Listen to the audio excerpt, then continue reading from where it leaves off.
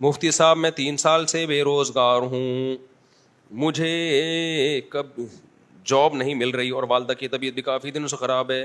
ان پر جادو ٹونا وغیرہ کے اثرات ہیں؟ بکواس ہے، کوئی والدہ پہ جادو ٹونا نہیں ہے، الو بنایا کسی نے. دیکھو، جادو ٹونے کا اثر ان لوگوں پر ہوتا ہے جن کی قوت ارادی کمزور ہوتی ہے.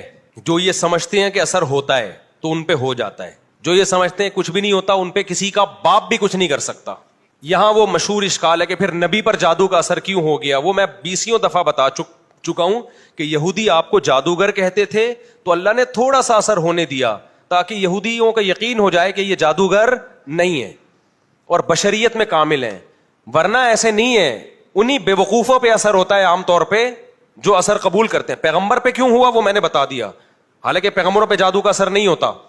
چھوٹی بہن کی آنکھوں کا مسئلہ ہے، ان کی اللہ وہ بیچاری کی آنکھ ضائع ہوئی، اللہ تعالیٰ شفا دے. بھائی دوسری کو خطرہ ہے، گھر میں بہت زیادہ پریشانی ہے، کوئی وظیفہ بتا دیں.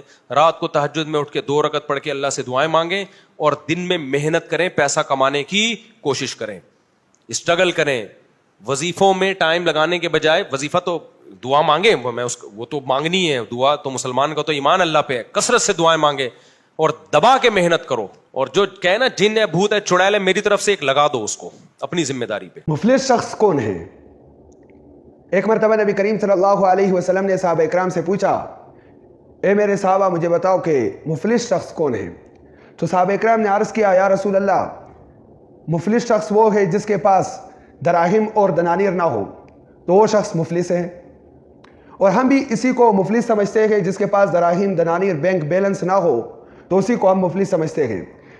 لیکن نبی کریم صلی اللہ علیہ وسلم نے فرمایا کہ مفلس شخص یہ نہیں ہے، بلکہ مفلس شخص وہ ہے کہ قیامت کے دن اللہ کے حضور ایک بندہ پیش ہوگا جس نے زکوٰۃ بھی ادا کیا ہوگا، فرضی حج بھی ادا کی ہوگی، نمازیں بھی اس نے پڑھی ہوگی، صدقہ خیرات بہت ساری نفلی عبادات بھی اس نے کی ہوگی، بہت ساری نیکیاں ہوں گے اس کے پاس.